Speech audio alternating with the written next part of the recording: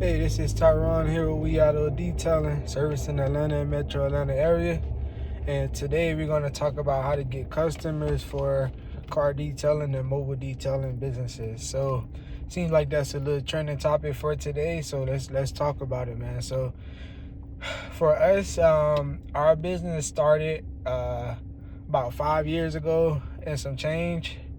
And I'm gonna give y'all the full view of how we first got our customers. So let's get into it, man. So first, our first set of customers came from our family and friends. So when I first started detailing, I just got all my equipment and stuff, and I told my family that I did it, and they were my first supporters. So when it came out to like getting my first pictures and stuff to help with getting customers, they were the first ones to just, hey, come clean my car for me. They didn't want to pay much.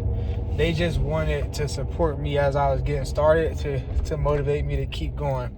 So those were my first customers. After that, I started to post up and hang out in the Winn-Dixie. It's a grocery store here. I'm in South Florida.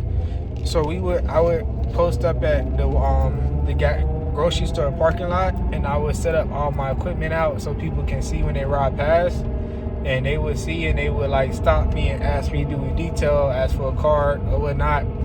And that's how we got our second batch of customers. So we just did that for a while, and we got a lot of customers that way. So after that, our next line of customers, when it comes to getting customers, we would go out to local businesses. And I was in college at the time, so I would go out to also like the different professors' offices and go out to like the different departments in the school. Like they have like the Versives office where they handle the financials. They have the student hall, all that, the different departments. So I would just go in there and I would like walk in the office and let them know what I do and give them a card, let them know like what my major is and stuff like that. So when I got in college, that was another way to get a lot of customers. So on the basketball team, the football team, I would just go talk to people and let them know what I do. So I would market around the whole school. After that, after we did all that, we also tried Instagram marketing and Facebook marketing. Actually, before that, so with Facebook and Instagram marketing, it was actually like not ads. I would on our Facebook and Instagram marketing, I would DM people, and also I would go into my Facebook groups. So I'm speaking from my experience, but I'm pretty sure there's local groups too. So like primarily I would post inside the local like college groups, and I would let them know about my services, and I would like post in there every couple weeks or so. And every time I would post, I would get a hit. So in addition to that, like you can post into the local groups too. So like the whatever area you in, like we're in Atlanta, so Atlanta buy sell groups, Atlanta small business groups, like stuff like that. You just want to post in those groups like consistently over time, like not spamish every day type of thing, but like every what so often you just want to post in those groups, and you can get some customers off of that. Depending on like the situation, sometimes you will have like groups that charge for you to post in their groups, being that everything it costs money now. But back when it first started, it was free and it was very easy to get customers from there. So also in addition to that, so after I left the groups, after I did the groups and everything, the next way of getting customers that helped me in my business. So we went out to businesses, talked to businesses, we did the groups. Oh, then we started trying out ads. So I think I started with Google, and it was alright, but then I tried Yelp, and because Yelp, they have a system where they message you. Because I like Yelp so I started with Google. Yeah, definitely Google. So Google played a big part when I first got started. But what happened was, I think the reason I stopped Google was because it was like I started getting customers, and I had a decent amount of customers, so I would like stop and turn it on, manage it, turn it on, turn it off, and turn it on. And then I went through a slow season, then I just turned it off, and then I just never tried it again. But then I went into Yelp. So the reason I like Yelp, and it was better for me when I did try it, was because I would get messages from inquiries of customers. So seeing that Yelp was like sending me messages all the time, I would always respond to them. And then I developed a like automatic message, so it made it a lot easier to respond to them.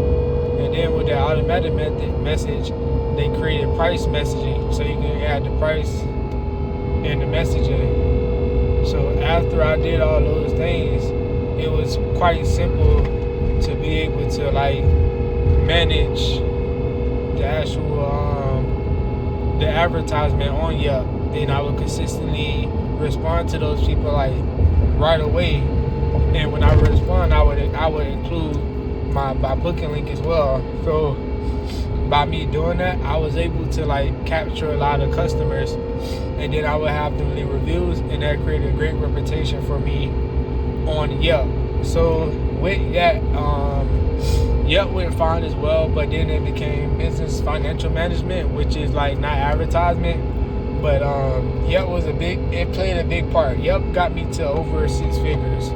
So after Yelp, we took a break for a while, and then we went into like